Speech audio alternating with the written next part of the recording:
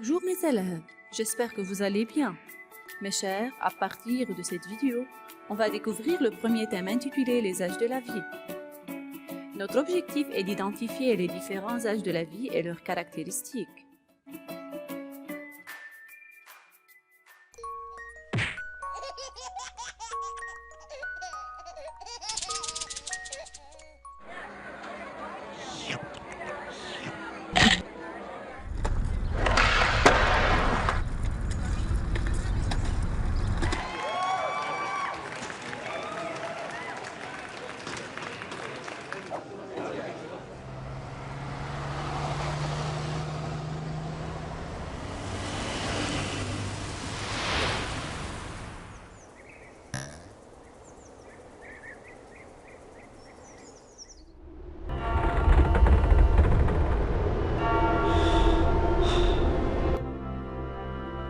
Dans cet univers très vaste, Dieu a créé des êtres variants. Et parmi ces multiples créations, l'homme est l'être original spécifique qui se caractérise par la grâce de l'esprit.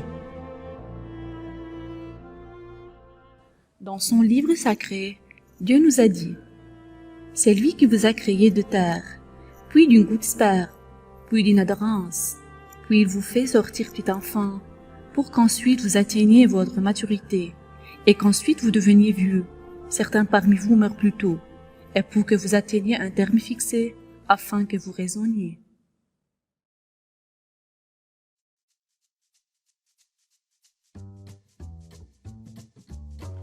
Et maintenant, on va présenter par ce cycle les diverses étapes de la vie humaine.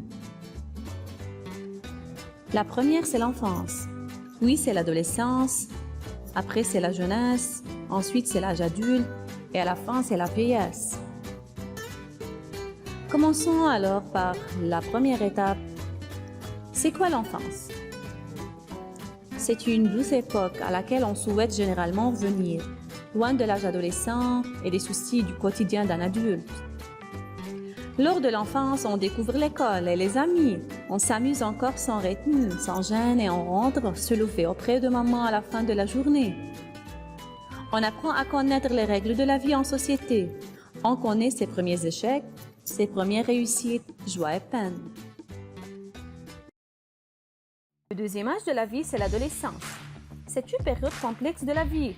En effet, c'est une période intermédiaire entre l'enfance et la jeunesse. L'adolescence commence vers 12 ans et s'achève vers 18 ou 20 ans. Mais cela dépend des individus. C'est une phase riche en émotions parsemées de hauts et de bas. Cette période délicate remplie de changements est celle au cours de laquelle le jeune bâtit pas à pas sa personnalité et son autonomie. Ce qui caractérise l'adolescence, c'est avant tout le changement physique. Le corps change, c'est un phénomène biologique.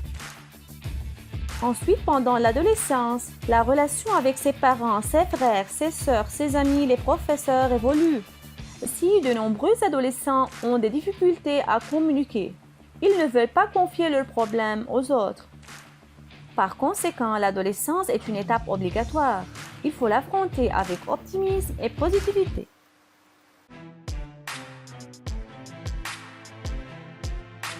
C'est quoi la jeunesse? Je ne sais plus. C'est ceux qui cassent tout. C'est un âge de la vie. C'est le moment où on se cherche. C'est après l'enfance. C'est ceux qui traînent dehors à rien faire. C'est notre espoir. C'est difficile. C'est éphémère. C'est la liberté, c'est la précarité, ce sont des tracas. C'est un âge perturbé, c'est la vie, c'est la vivacité. C'est un état d'esprit, c'est une façon d'être, c'est l'insouciance, c'est un temps nécessaire de cadrage, c'est violent. En bref, la jeunesse, c'est l'avenir des nations. La jeunesse est une classe d'âge réunissant l'enfance et l'adolescence, du début de la puberté à la majorité.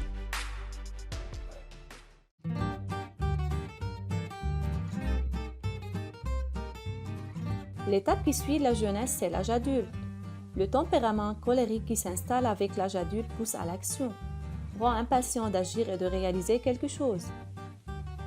L'adulte cherche à construire tant qu'il est sur Terre. Il veut concrétiser sa volonté dans la vie terrestre, transformer celui-ci et produire des œuvres. À l'âge adulte, travailler et créer n'est nullement qu'une corvée, mais c'est un besoin et une joie. L'esprit fait de multiples expériences heureuses et malheureuses, qui l'aident à développer les facultés qu'il a en lui.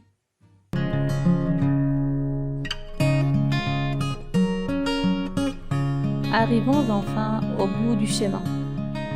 C'est la vieillesse, une période inévitable et naturelle de la vie humaine caractérisée par une baisse des fonctions physiques, la perte du rôle social joué comme adulte, des changements dans l'apparence physique et un acheminement graduel vers une diminution des capacités.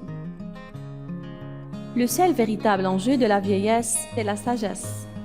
À 60 ou 70 ans, non seulement richesse et honneur paraissent comme nuages flottants, mais naissance et mort semblent se suivre comme matin et soir. C'est l'automne de la vie, la chute des jours, dont chacun est une feuille qui jaunit et subit une chute éternelle sans retour.